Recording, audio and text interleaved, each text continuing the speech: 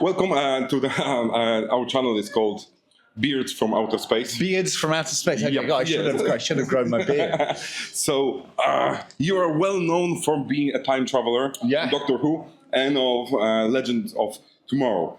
So those are two very different universes. Yeah. I know you're British and you're probably biased, but which one would you find, if you have to introduce one of those to a person that haven't watched any of it, which one would be easier and why? Oh, I don't know. I mean, wow, that's a big... Yeah. Well, I mean, I think both of them are great, actually. And Legends of Tomorrow was so imaginative and silly but also, you know, grounded in real stories and real people. And I think it was really great. But I think Doctor Who has a real magic, and there's a reason why it's lasted for so long. And it keeps reinventing itself, and I think there's something for everyone in there. As a Polish person, like I always ask my friends who watch Doctor Who how, because it's for me such a it's so hard to get into because there's so many but you can seasons kind of and they know everything because Who heads, I don't know if it's how they you can call them Who heads they will challenge you and think no you start with the first season. Well, I think you should just start with my season. That's all you need to see. Okay, so you heard it here first. You're also like first of all, you're a musician. Second of all, you've been basically bred to be an actor. Yeah, I have been bred to be an actor. And you mostly perform on stage. Yeah. You got recognized for it, for playing, for example, in Oklahoma. Yeah. So don't you sometimes feel like this is your calling and you're like diluting yourself by playing in, for example, Legend of Tomorrow? So why you still keep coming back if you're so recognized? But I do love doing television and film work as well. Like I really, I never thought I would do anything on television. I just wanted to be in a band and I wanted to be on stage in theatre. And even when I went to drama school, I had no real idea of what being on television would be. And then my first acting job on television was in this Charles Dickens thing, which I'd watched this thing. They'd done another one. They did a version of Bleak House, which I loved. I was obsessed with it, I thought. And Bern Gorman was in that, and he's an amazing actor. And I loved his performance in it. And I watched that and went, if I'm ever on TV, I'd love to do something like that. And then I got cast in the next one of those, which was Little Dorrit. And so I got the chance to do that. And I really learned a lot about that type of working. And I really love it. And I'm very interested in filmmaking and kind of how to tell stories and creating a world. And it's great. I have to have the balance. If I don't do theatre work, I go a bit mad because it's where my kind of love is. So it's your first love and then one that but I've taken a step back from doing theatre since I did Oklahoma. I've decided to kind of take a step back from it for a little while to concentrate more on doing screen work and writing more music actually.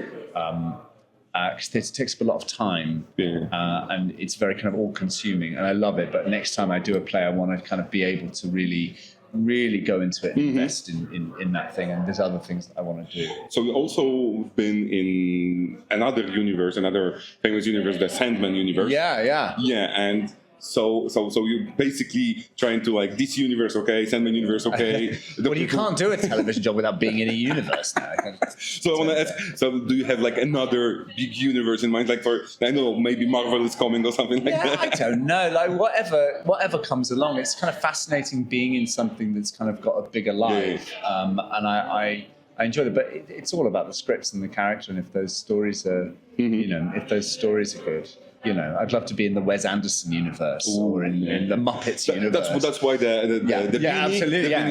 I basically live in a Wes Anderson universe in my own life anyway. So this will be a great summing up question, because I think that in one of Wes Anderson movies there was a taxidermy animal. Oh right, yeah. And that's why I'm asking, huge actor, stage, huge persona. What the hell? Well, I don't have any anymore. There was a while because I'm the squirrel with a name. That's why I was watching your interviews and I never was so confused. I don't have them anymore. But there was a while in London where I thought it was very cool at the time. It was probably some kind of stupid hipstery thing.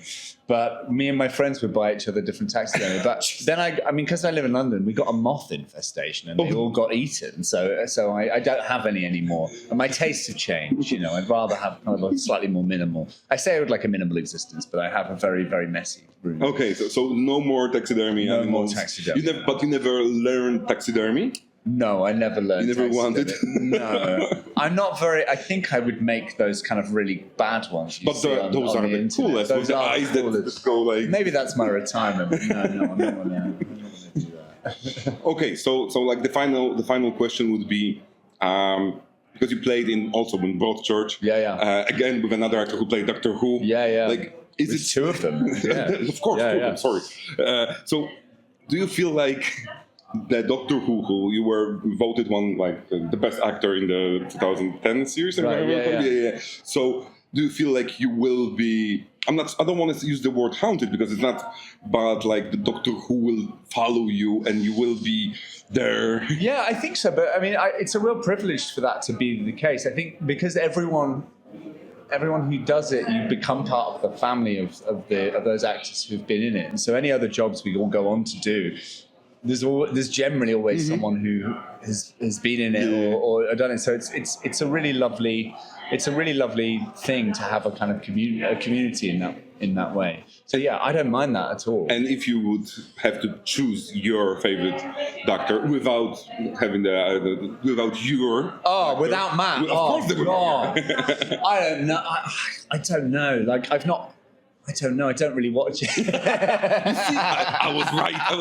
Unless you were in this. I don't really watch it, but I did. I mean, I'm really excited to see what Judy does with it. Because I think he's an extraordinary actor, and I think he's got great energy, and he's going to have a really interesting take. So I don't know. Maybe he'll be my favorite. That's a cheater question. It's a cheater answer. Actually, I went back and watched a bunch of the really old ones. Yeah. And I love John Pertwee. I think he's an amazing. Like I used to watch him play Worlds of Gummidge when I was a kid, and I think he's a really interesting actor, and he kind of brought a kind of real fun but real danger to it. So yeah, I thought he was okay. He was great. So thank you very much. Yeah. Thank you for being on Beard from Outer Space. Thank you very much. Next time I'll have a beer. Yeah, have a beer.